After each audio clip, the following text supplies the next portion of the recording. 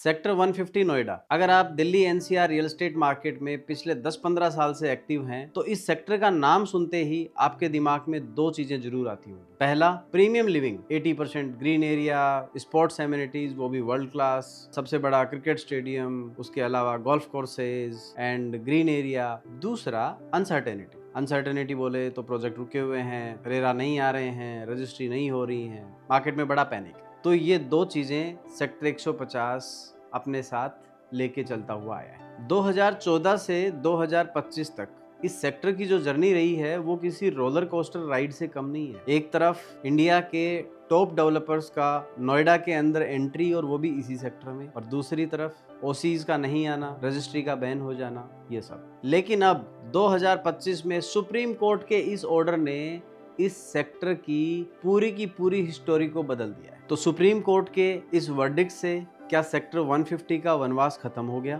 क्या अब सारी चीजें ठीक हो गई हैं? क्या रजिस्ट्रियां जल्दी चालू हो पाएंगी? आने वाले टाइम पे इसका क्या इम्पैक्ट होने वाला है? इसी महीने स्टार्ट होने जा रहा जेवर एयरपोर्ट इसको किस तरीके से इम्पैक्ट करने वाला है? ये सारी बातें आज हम इस वीडियो में डिस्कस करेंगे।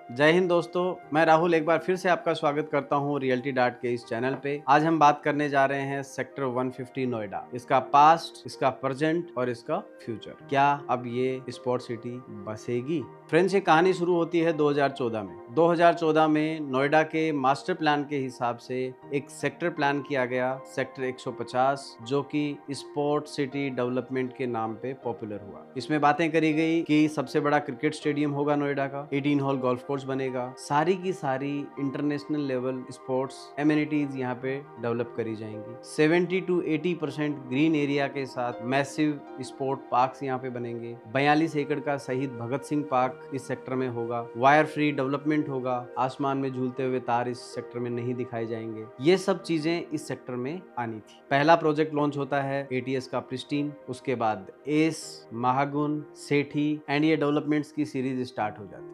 जब 2014 से 2018-19 के बीच में रियल एस्टेट मार्केट बिल्कुल डाउन था, तब भी सेक्टर 150 में इन्वेस्टर्स ने और एंड यूजर्स ने जम के पैसा लगाया। वो सिर्फ इसलिए क्योंकि सेक्टर की प्लानिंग बहुत जबरदस्त थी। लोग एक्साइटेड थे कि इस तरीके का डेवलपमेंट पहली बार नोएडा में है और ये प्रॉपर्टियां जम के एप्रिसिएशन और पैसा बरसाने वाली। बट ये हुआ नहीं और चीजें आ गई ग्राउंड रियलिटी। तो फ्रेंड्स, जो ग्राउंड रियलिटी थी वो ये थी कि इतना बड़ा सेक्टर दो लीड डेवलपर्स को दिया गया, लोटस ग्रीन्स और लॉजिक्स। बट दोनों ही डेवलपर की मंशा क्या थी किसी को नहीं पता। इन्होंने टाई अप्स किए, एक से एक रिनॉन डेवलपर्स को वो उस सेक्टर में लेके आए। प्रोजेक्ट्स लॉन्च होते चले गए। 2016 में रेरा भी आ गया, सारे रेरा रजिस्टर्ड प्रोजेक्ट वहां पे थे। बट जो अथॉरिटी ने एक बात बोली थी कि मेरे को यहाँ पे स्पोर्ट्स एमिनिटी चाहिए, ये स्पोर्ट्स सिटी डेवलपमेंट है, उसको डेवलपर्स ने नहीं सुना। और उसका नतीजा ये था कि टावर्स खड़े होते चले गए। सेक्टर 150 में कंक्रीट ही कंक्रीट के स्ट्रक्चर्स दिखने लग गए। बट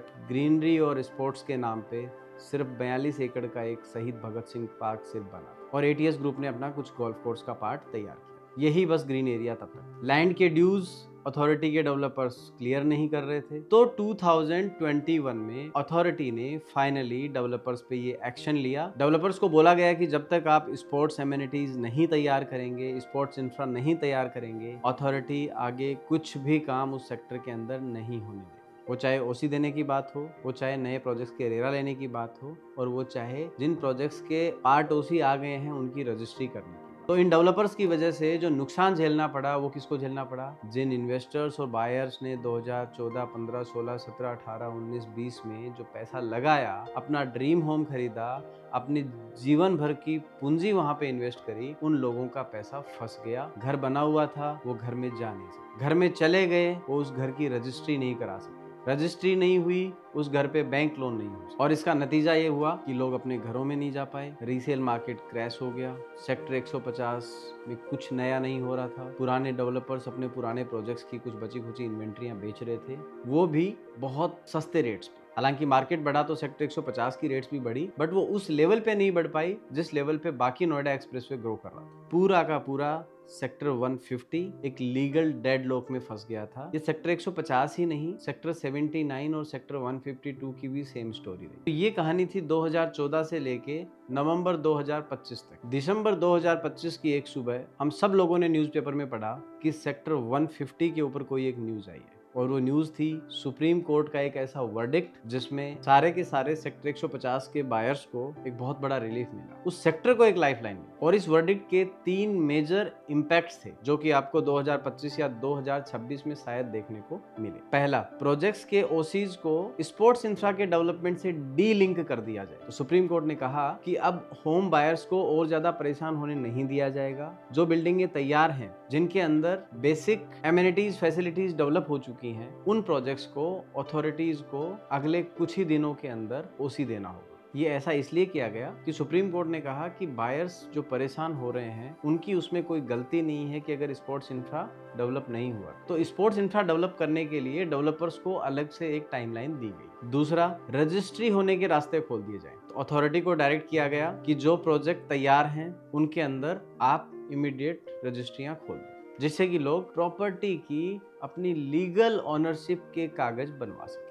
और तीसरा, अकाउंटेबिलिटी सेट कर दी गई इंफ्रास्ट्रक्चर को डेवलप करने की। तो जो लीड डेवलपर्स थे उनको ये कहा गया कि आप एक रिवाइज मैप अथॉरिटी में सबमिट करो। इस टाइमलाइन के अंदर उस मैप के हिसाब से आपको जितने भी स्पोर्ट्स इंफ्रा है वो सब तैयार करना होगा। और इस बार अब ये ऑप्शनल नहीं है, इस बार ये मैंडेटरी है, क्योंकि सुप्रीम कोर्ट की वॉच है।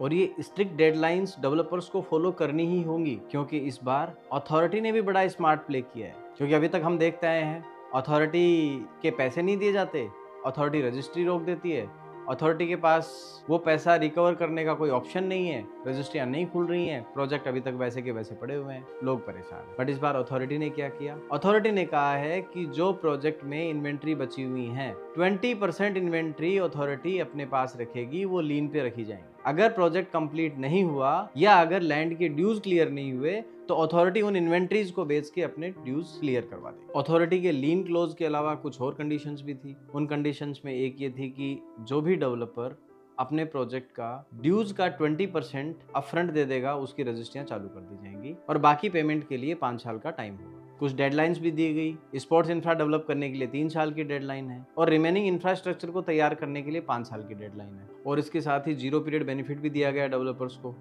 जिसमें कोविड वाला टाइम और जब से ये बैन लगा था 2021 में, तब से लेके आज तक जो इनके ऊपर पेनल्टीज थी उनके अंदर भी छूट दी जाएगी। तो फ्रेंड्स, ये सब चीजें थी इस वर्डिक्ट में, जिसकी वजह से होम बायर्स को एक बड़ी राहत मिली। पर सोचने वाली बात ये है कि ये सब होने के बावजूद भी क्या ये स्पोर्ट्स सिटी बस पाएगी?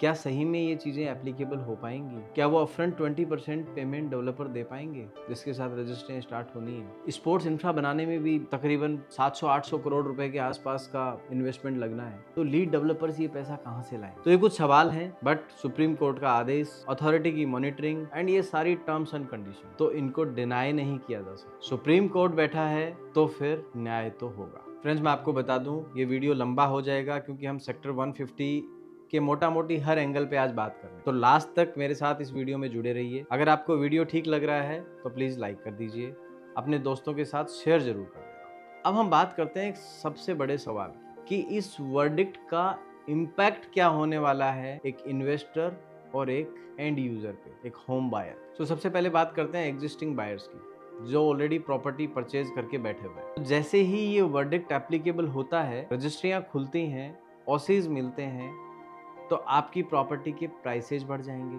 आप जो एक लीगल बैटल लड़ रहे थे, दिमाग से टेंशन खत्म हो जाएगी, आपकी रजिस्ट्री हो जाएगी, लीगल ओनरशिप आपके पास आ जाएगी, आपकी अपनी प्रॉपर्टी की आपको एक अच्छी वैल्यू मिल जाएगी। आप एग्जिट कर सकते हैं अगर आपने एज एन इन्वेस्टमेंट उस टाइम पे पैसा यहाँ पे इन्वेस्ट किया था, एक रास्ता खुल जाएगा। एंड साथ ही साथ इसी महीने में, मतलब कहते हैं ना सोने पे सुहागा, इसी महीने में ये ऑर्डर आना था और इसी महीने में जेवर एयरपोर्ट का चालू होना है। आ रहे हैं मोदी जी फीता काटने, जहाज उड़ जाएगा। सेक्टर 150 की सबसे पहले बल्ले बल्ले होंगे। ये किसी और वीडियो में भी हम डिस्कस कर सकते हैं, आज ज्यादा लंबा हो जाएगा, बट मैं कुछ एक दो पॉइंट बता देता हूँ। सेक्टर 150 पे सबसे ज्यादा इम्पैक्ट इसलिए पड़ेगा क्योंकि जब आप जेवर एयरपोर्ट से दिल्ली की तरफ आ रहे होंगे तो सेक्टर 150 नोएडा का पहला सेक्टर होगा। ये दोस्तों कुछ वैसे ही है जैसे महिपालपुर, जैसे एम्बियंस मॉल के आसपास का एरिया, जैसे वसंत विहार, वसंत कुंज।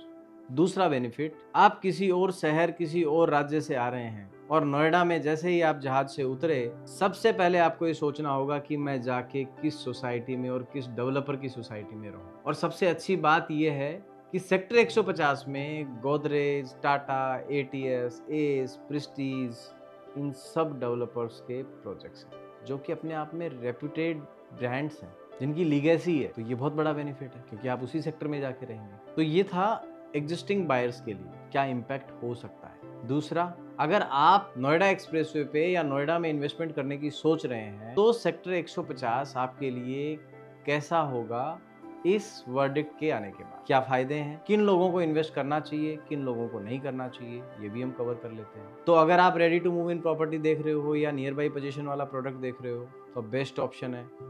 आप एटीएस के प्रोजेक्ट्स में चले जाइए, एस के प्रोजेक्ट्स में चले जाइए, गोदरेज के प्रोजेक्ट्स में चले जाइए, टाटा वहाँ पे है, एल्डेको वहाँ पे है। अगर आप इन्वेस्टमेंट प्लान कर रहे हो शॉर्ट टाइम में फ्लिपिंग के हिसाब से तो थोड़ा सोच के इस सेक्टर में अभी एंटर करना। अगर आप लॉन्ग टर्म के लिए इन्वेस्टमेंट करना चाहते हो तो इस सेक्टर में कुछ नए प्रोजेक्ट्स आएंगे जिनमें प्रेस्टीज होगा, एस होगा, एटीएस होगा। इन सब के प्रोडक्ट्स में आप इन्वेस्ट कर सकते हैं। क्योंकि जब मैं नए इन्वेस्टर्स की बात कर रहा हूं तो मैं प्राइस जर्नी भी आपको दिखा देता हूं। 2014 में जिस सेक्टर में 3800-4000 रुपए में इन्वेंट्री मिलती थी, 2019-20 में वहां पे 5500-6000 रुपए में बहुत आराम से माल मिल जाता है। 2020 के बाद जैसे ही मार्केट ने रफ्तार पकड़ी तो इस सेक्टर के ऊपर भी इम्पैक्ट हुआ और प्राइसेस बढ़ी। बट आज भी ये ऑर्डर आने से पहले तक इस सेक्टर में एवरेज 10,000 से 12,000 रुपए पर स्क्वायर फीट के बीच में इन्वेंट्रीज मिल जाती है। पर दोस्तों मैं बता दूं, अगर रजिस्ट्रियां खुल गई, ओसी आ गए, सुप्रीम कोर्ट के इस वर्डिक्ट पे अगर एक्शन ले लिया गया पूरी तरीके से तो 2027 तक आपको देखने को मिलेगा कि इस सेक्टर के अंदर प्राइसेस तकरीबन 22-23 हजार रुपए पर स्क्वायर फीट हो जाए। तो अगर आज भी कोई चीज आप 12-13 हजार रुपए पे ले रहे हो और जिसमें पोजीशन में 3-4 साल का टाइम है तो लॉन्ग टर्म इन्वेस्टर के लिए ये बहुत अच्छी बेट हो सकती है। अब हम दोस्तों बात कर लेते हैं कि क्यों इस सेक्टर के अंदर ये प्राइसेस बढ़ेंगे। देखो, रजिस्ट्री होना और सुप्रीम कोर्ट का एक वर्डिक्ट आना, एक आदेश आने से प्रॉपर्टी के प्राइसेस एकदम से इतने नहीं बढ़ जाते। किसी भी प्रॉपर्टी के प्राइस को डिफाइन करने के लिए, उसको बढ़ाने के लिए बहुत सारे फैक्टर्स होते हैं। अब हम कुछ पॉइंट्स की बात करते हैं। कनेक्टिविटी, जिस लोकेशन पे सेक्टर 150 है वहां से 2-2.5 किलोमीटर की रेडियस के अंदर 3 से 4 एक्सप्रेसवेज है। Number 1 Noida expressway, number 2 Yamuna expressway, आप सब जानते हैं। नंबर 3 एफएनजी एक्सप्रेसवे का एक स्पर सेक्टर 150 से निकलता है। नंबर 4 सेक्टर 145 से एक नई कनेक्टिविटी एलजी चौक के लिए बन रही है, वो इससे हार्डली मिनट्स की डिस्टेंस पे है। नंबर 5 ईस्टर्न पेरिफेरल एक्सप्रेसवे, चूंकि यमुना एक्सप्रेसवे और ईस्टर्न पेरिफेरल एक्सप्रेसवे का लूप भी बनना चालू हो चुका है तो ये भी यहाँ से मात्र 10 से 12 मिनट की दूरी पे। तो ये 5 एक्सप्रेसवे हो गए जी। इसके साथ ही साथ एक और बड़ी हॉट अपडेट है नोएडा रियल एस्टेट के लिए कि एक्सप्रेसवे के पैरेलल एक दूसरा एक्सप्रेसवे जो बांध रोड है, जो पुस्ता रोड है, उसको भी अब एक्सप्रेसवे में तब्दील किया जाएगा, वाइड किया जाएगा, एलिवेटेड एक्सप्रेसवे होगा और ये पैरेलल नोएडा एक्सप्रेसवे के चलेगा and it will also connect to Jewar airport. So जहां पे इतनी स्मूथ कनेक्टिविटी है वहां पे पैसा तो बढ़ेगा। Number 2 corporates. मैं आपको बता दूं कि सेक्टर 150 से महज 5 मिनट की डिस्टेंस पे टीसीएस का 70 एकड़ का एक कैंपस बन रहा है। काफी हद तक स्ट्रक्चर का काम हो चुका है। उससे थोड़ी दूरी पे माइक्रोसॉफ्ट का कैंपस बन रहा है। इसी तरीके के और बहुत सारे कैंपसेज नोएडा एक्सप्रेसवे लोकेशन के ऊपर डेवलप हो। तो जब ये कॉर्पोरेट्स आएंगे तो पब्लिक आएगी तो वहां पे उन लोगों को एक प्रीमियम लग्जरी एड्रेस की जरूरत पड़ेगी जो कि सेक्टर 150 प्रोवाइड करता है। हम जब कनेक्टिविटी की बात कर रहे हैं तो ये मैं आपको बता दूं, मेट्रो ऑलरेडी वहां से फंक्शनल है। सेक्टर 148 का मेट्रो स्टेशन सेक्टर 150 से महज 2 मिनट की दूरी। इंडस्ट्रीज की बात करूं तो सेक्टर 154, 155 में non polluting industry already establish हो चुकी है। यमुना एक्सप्रेसवे के डेवलपमेंट की तो मैं बात ही नहीं करूंगा इस वीडियो में, क्योंकि वो तो एक अलग रीजन है। हालांकि दूरी ज़्यादा नहीं है, उसका सीधा इम्पैक्ट नोएडा एक्सप्रेसवे और सेक्टर 150 पे होना है, बट वो एक अलग डेवलपमेंट है, आप सबको पता है। सो जब इंडस्ट्रियल डेवलपमेंट, कॉर्पोरेट डेवलपमेंट और रेसिडेंशियल डेवलपमेंट, रेसिडेंशियल बोले तो सेक्टर 150 तो है ही, उसके साथ में ही डेवलप हो रहे सेक्टर 152 और एक नया हॉटस्पॉट सेक्टर 151, जहां पे नोएडा के एक रेप्यूटेड डेवलपर काउंटी ने अपना प्रोजेक्ट ऑलरेडी लॉन्च कर दिया है और एक्सपीरियन अपना एक और प्रोजेक्ट लेके आने वाला है। तो अगर उस तरीके के डेवलपमेंट में भी आप जाना चाहते हैं, एक लग्जरी एड्रेस में आप जाना चाहते हैं, तो आप हमको पिंग कर सकते हैं, एक व्हाट्सएप कर सकते हैं, हमसे पूछ सकते हैं कि क्या डिटेल्स उस प्रोजेक्ट्स की है। तो इस रेसिडेंशियल डेवलपमेंट के अलावा कमर्शियल बोले तो उस सेक्टर में रहने वाले लोगों के लिए कमर्शियल डिमांड, उनकी डेली नीड को फुलफिल करने के लिए क्या है, तो वहां पे 2 कमर्शियल ऑलरेडी फंक्शनल हो चुके हैं। Number 1 Ace medley, number 2 Bhutani city centre, जहां पे KFC, डोमिनोज, सिनेमा, ये सब चीजें या तो फंक्शनल हो गई हैं, ये ब्रांड्स फंक्शनल हो चुके हैं, या फिर ये जल्दी ही फंक्शनिंग होने वाले हैं। अगर मैं इंस्टीट्यूशनल डेवलपमेंट की बात करूं तो उस लोकेशन में फ्रेंड्स मेरे पास कुछ नर्सिंग होम के और कुछ स्कूल्स के प्लॉट भी अवेलेबल हैं। तो अगर आप इस तरीके का इंटरेस्ट रखते हो इंस्टीट्यूशनल प्रॉपर्टी में, तो आप मेरे को बता सकते हैं। कुछ कमर्शियल प्लॉट्स भी अवेलेबल हैं, और वो भी बहुत बड़ा साइज नहीं, लगभग 1500 स्क्वायर मीटर के कमर्शियल प्लॉट्स। अगर आपको प्राइमरी स्कूल चाहिए, किड्स स्कूल चाहिए, या फिर सीनियर सेकेंडरी स्कूल के लिए जमीन चाहिए, वो भी उस लोकेलिटी में मेरे पास अवेलेबल है। तो ये सब डेवलपमेंट सेक्टर 150 के आसपास है। जब इतना सारा डेवलपमेंट 150 के आसपास है, तो आप इमेजिन करिए कि वहां पे रेसिडेंशियल प्रॉपर्टी पे 2.5 से 3-3.5% की रेंटल ROI तो पक्की ही होनी। डिमांड ज्यादा है। ये 3 ही सेक्टर ऐसे हैं जो रेसिडेंशियल डेवलपमेंट वाले सेक्टर हैं। उसके बाद एक्सप्रेसवे के लेफ्ट हैंड साइड पे अगले 10 किलोमीटर तक कोई रेसिडेंशियल डेवलपमेंट नहीं। सो फ्रेंड्स, इस वीडियो का लास्ट सवाल ये है, is it the right time to invest in sector 150? तो मेरा ये मानना है कि यस, अगर रेंटल डिमांड इतनी है, रजिस्ट्रियां खुल जाती हैं, तो जो मार्केट के अंदर डिस्ट्रेस डील्स थी वो खत्म हो जाएंगी। 15 से 20% का एनुअल एप्रिसिएशन मैं इस सेक्टर में देखता हूँ, जो बेयर मिनिमम है। अगर आप एंड यूजर हो तो आपको साफ सुथरे टाइटल वाली प्रॉपर्टियां यहाँ मिल जाती हैं। अगर आप शॉर्ट टर्म फ्लिपिंग के लिए सोच रहे हो, तो मैंने पहले भी मना किया था, मैं अभी भी मना करूंगा कि ये चीजें ठीक नहीं है, क्योंकि इनमें आपका पेमेंट आउटफ्लो अभी ज्यादा जाएगा। सो फ्रेंड्स, ये था आज का वीडियो। हमने बात करी प्रोमिसेज से लेके प्रॉब्लम्स तक के सफर की, और अब हम एंटर कर रहे हैं सोल्यूशन और डिलीवरी वाली स्टेज में। तो अगर आप एंड यूजर हैं, या फिर आप इन्वेस्टमेंट करके इस ग्रोथ स्टोरी के अंदर शामिल होना चाहते हैं, सेक्टर 150 की स्पेसिफिक प्रोजेक्ट की रिपोर्ट या अच्छी डील्स के लिए आप हमको बताइए। हम आपके लिए ड्यू डिलिजेंस करेंगे, आपको अच्छी डील प्रोवाइड करेंगे। दोस्तों, अगर मेरा वीडियो आपको अच्छा लगा तो प्लीज एक लाइक ठोक दीजिए। चैनल सब्सक्राइब नहीं किया है तो सब्सक्राइब जरूर कर दीजिएगा। मिलते हैं अगले वीडियो में, तब तक के लिए जय हिंद।